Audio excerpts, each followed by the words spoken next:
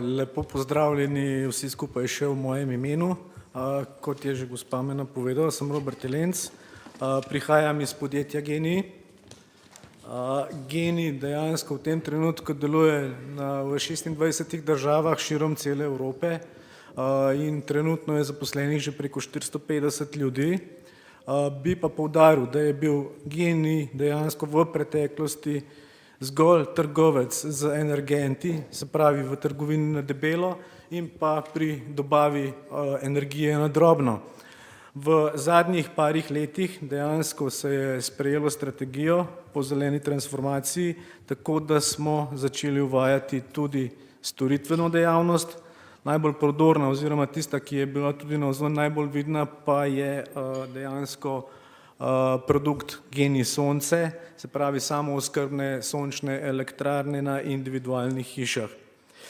Če pridemo na to, kako si mi predstavljamo dom prihodnosti, je dejansko sestavljen iz sončnih elektrarn, toplotnih črpalke, baterije, elektromobilnosti in dejansko mora biti tudi kaj zagotovljena povezljivost. Danes se bomo sfokusirali predvsem na sončne elektrarne in samooskrbnost, bi pa omenil to povezljivost. Bistvena bo tudi povezljivost, predvsem iz tega vidika, da ta mikrolokacija bo dejansko povezana bodisi z omrežjem, bodisi s skupnostjo in bo delovala tako zase, kot dejansko tudi v dobro potem bodisi omrežju oziroma tisti skupnosti, v kateri je dejansko vključena. Samooskrba. Trenutno pri nas nekako funkcionirajo trije tipi samooskrb. Tukaj je dejansko tudi primer označen, se pravi samooskrba individualna, samooskrba na individualnih hišah, potem samooskrba na več stanovanjskih hišah, o čemer bomo danes v nadaljevanju tudi govorili, ter PX3 shema oziroma samooskrbnost na industrijskih objektih. Tukaj imamo še tri primere teh individualne samooskrbe za poslovne odjemalce, tukaj je Steklarna Hrastnik, in pa skupinska samooskrba na večstanovanjskem bloku na Jesenicah, ki moram reči, da je žal trenutno še vedno edina, kljub otvoritvi 15.2. oziroma njenemu zagonu. Lahko pa najavim, da mi smo zdaj pred zaključkom, da 2 oziroma 3 takšne elektrarne bodo nekako postavljene najkasneje do začetka prihodnjega leta. Kaj so dejansko prednosti samooskrbe?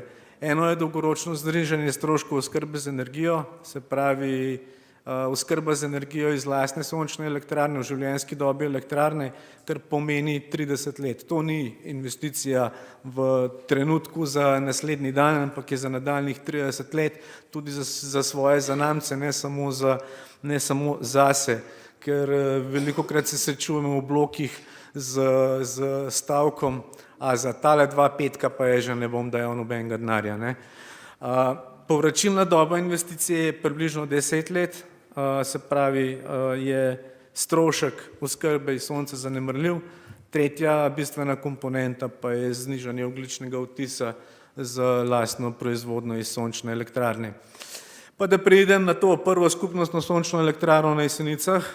S projektom smo dejansko štartali takoj po sprejetju, se pravi uredbe o spremembah, ki je v svojem zelo kratkem stavku nekako dovolilo izvedbo skupinske samooskrbe, kaj več pa dejansko v tistem trenutku ni opredelilo. Mi smo dejansko želeli prav na tem segmentu s to elektrarno nekako pokazati, da tudi stanovalci večstanovanjskega objekta lahko participirajo v samooskrbni shemi. To je bila prva stvar. Druga stvar je pa tista, kar sem že rekel. Dejansko je GENI sprejel strateško usmeritev, se pravi, da je zelena transformacija naš cilj, pa ne samo zelena transformacija naše okolice, ampak dejansko tudi zelena transformacija podjetja. Dejansko vsi ti novi zaposleni, prej, ko sem govoril, kot smo jih letos zaposlili, mislim, da že okrog 60-70, dejansko vsi delujejo na produktih, teh storitvenih produktih, ki se trudijo dejansko pospešiti to zeleno transformacijo. Se pravi, da bi bil prehod na proizvodnjo energije iz obnovljivih virov ter zmanjševanje ogljičnega odtisa ter skrb dejansko za dobrobit planeta še hitrejši. Kot sem že prej rekel, na Jesenicah smo s projektom štartali v avgustu 2018. Projekt je trajal celih 6 mesecev. Sliši se veliko, pa še to smo zelo hiteli. Dejansko na zakonodajnem področju oziroma na področju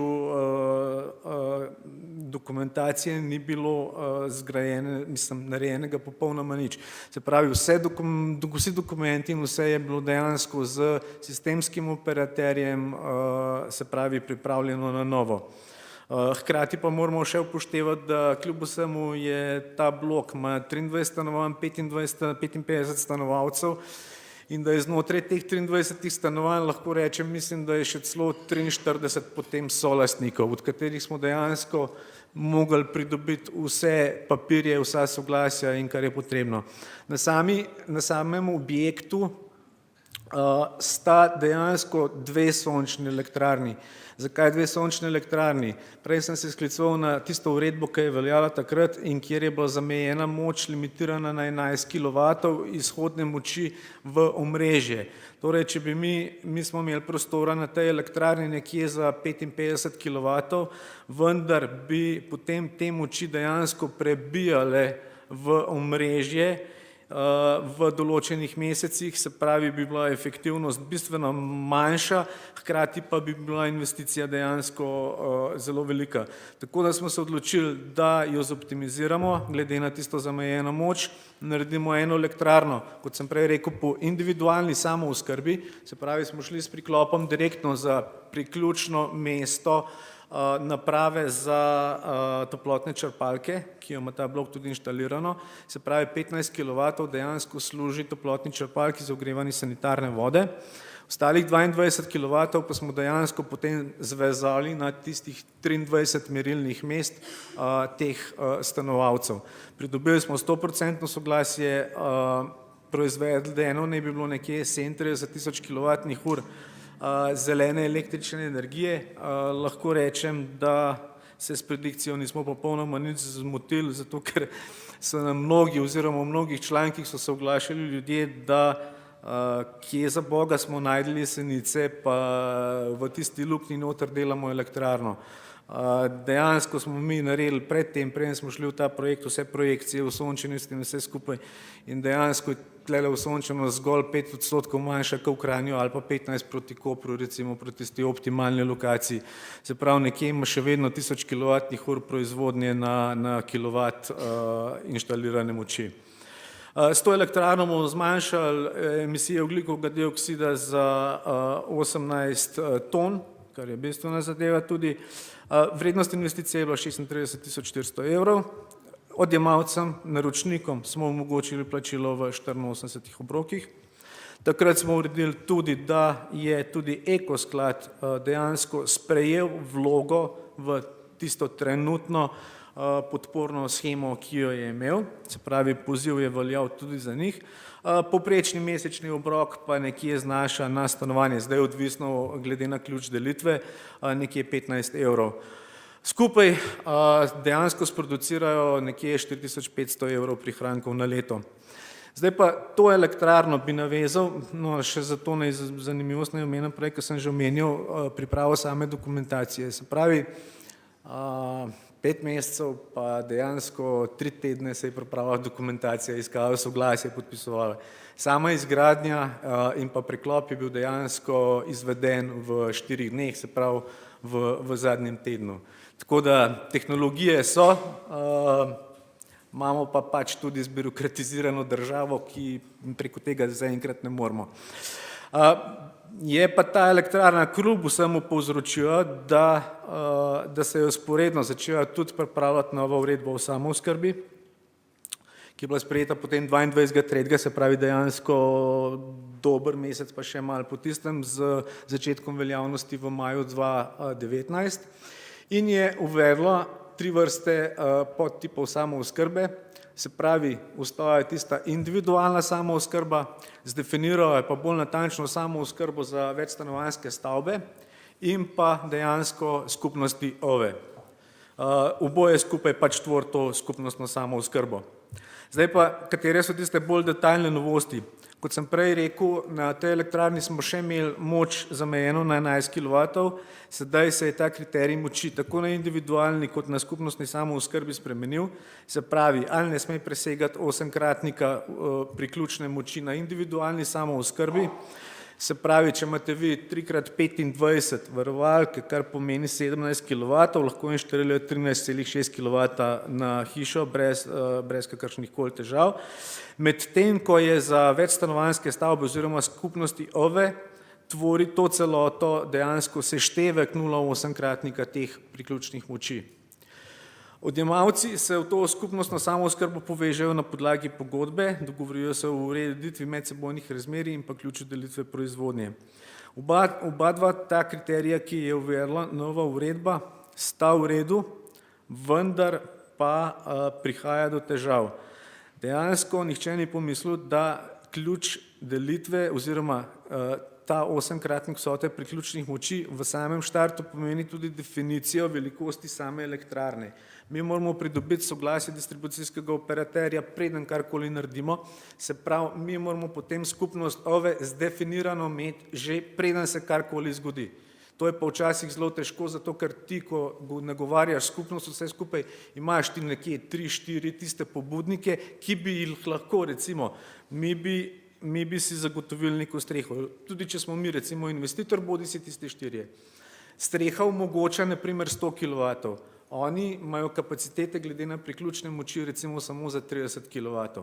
Se pravi, njih omejuje, kljub temu, da bi imeli kapital, da bi imeli voljo, če oni ne bodo našli teh 6 sosedov še, da bi za to, bodo naredili lahko samo elektrarno 30 kW.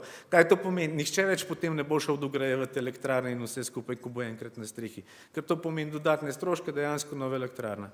Se pravi, bi mogli to nekako spremeniti v tem kontekstu, da ti lahko glede na kapaciteto strehe narediš to elektrarno že prej in potem sformiraš skupnost. Seveda smo pripravljeni oziroma bi mogli biti pripravljeni, da se to identificira tudi kot skupnostna elektrarna, ne da bi nekdo jo zgradil na račun skupnostne elektrarne, potem bi pa gledal cene nihanja, cene električne energije imel zgolj za lastne potrebe. Tega ne bi smeli narediti. Potem lastnik naprave je lahko tudi tretja oseba. Odjemalci odjemajo preko 3 ali več merilnih mest, ki so priključene na nizkonapetostno omrežje. Se pravi, individualna samooskrba in pa samooskrba na večstanovanjski stavbi je tretirana kot priklop na notranjo inštalacijo objekta, medtem ko je skupnost OVE dejansko priključena na nizkonapetostno omrežje. To bom pa pol tudi naprej omenil. Iz tega izhaja potem, da regulativa oziroma gradbeni predpisi oziroma tolmačenje ministrstva določa pridobitev gradbenega dovoljenja za napravo, ki proizvaja električno energijo odjemalcev na več lokacijah. Ne vem, katera upravna enota sploh zna izdati tako gradbeno dovoljenje. Smo upravili tudi par telefonskih klicev, pa jih pač ne znajo. Lahko pa navedem tudi konkreten primer. Stranka je trenutno na individualni samooskrbi. Ugotovili smo tokom tega, da se je nekaj porabnikov v hiši znebil, kar je super, pohvalno, se pravi, je zmanjšal odjem in mu dejansko ta energija na elektrarni ostaja. Tako je bilo potem, dejansko smo stopili v kontakt oziroma on z nami, da bi 30% te energije dejansko namenil svojemu bratu in izpolnjuje kriterij, da je na isti trafo postaji priključen brat, izpolnjuje tudi dejansko kriterij oziroma ni nobene tehnične nezmožnosti, da tega ne bi znali narediti. Se tukaj gre zgolj za predelavo priključka, priklopna točka se spremeni iz zaštevca, gremo direktno na omrežje, nastane pa težava, ko daš vlogo za soglasje, ti reče pridobi gradbeno dovoljenje za napravo, ki že stoji na strehi. Tako da tukaj se zdaj ubadamo predvsem s temi težavami. Na večstanovanjskih objektih še vedno peljemo zgodbo naprej. Rekel sem, da 3 elektrarne, mislim, da definitivno so že tudi v postopku pridobivanja dovoljenj. Ostalo še ne, ker zadeve gredo zelo počasi, 75% soglasje, vsi vključeni, zelo počasen proces. Tako da jaz upam In apeliram na vse, ki smo tukaj, da dejansko bomo mogli skupaj nekaj narediti, da se bo ta zadeva pospešila. Pa ne zato, da bi tukaj to apeliral kot genij oziroma nekdo, ki bi hotel zaslužiti na ta račun. Hvala.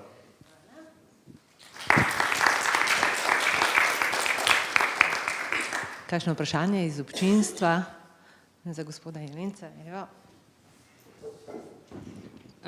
Jaz bi samo na kratko vprašala glede te formalno-pravne oblike, če je že kakšna formacija mogoče v Sončno zadrugo, tako kot smo lani na konferenci videli primer iz Hrvaške, oziroma kako se pravno formirajo ti stanovalci oziroma... Poglejte, ne, mi trenutno dejansko poskušamo več modelov, glede na stanovanjski zakon, ki se sicer zdaj spreminja, ampak prav mislim, da drastičnih sprememb na tem področju ne bo. Zadeva je taka, elektrarna se smatra kot izboljšava. Za to izboljšavo je potrebno 75% soglasje. To je identična zgodba kot pa zamenjava fasade, ne. In tudi potem je možnost dejansko črpanja sredstev iz rezervnega sklada. Prihaja pa pač do takšnih in drugačnih možnosti in poigravanj, zato ker potem dejansko tukaj imamo zadaj še odjem. Nekaj je investicija, nekaj pa dejansko potem samooskrba in sam odjem. Tukaj potem prihaja do diskrepanc. Mi se moramo držati pri zadevi potem stanovanjskega zakona in tudi delež, lastniški delež na nepremičnini potem tudi odraža delež na elektrarni, ne. Čeprav potem pa sama poraba ne odraža tega, ker nekdo ima 75 kvadratno stanovanje, pa sam živi noter. Se pravi, je poraba bistveno manjša in bi mu mi po našem ključu, ker na Jesenicah smo ta konsens dosegli, bi mu dodelili večji, se pravi manjši ključ, tudi manjši ključ recimo v investicijo, tukaj se moramo pa potem držati dejansko stanovanjskega zakona. Stanovalci med sabo pa enostavno se niso zmožni dogovoriti med sabo. Smo imeli primer, ker v stanovanju nihče ne živi, je rekel, jaz bom podpisal, če bom porabil nič, rajš ven dan sosedu, pa ne bom. Žal.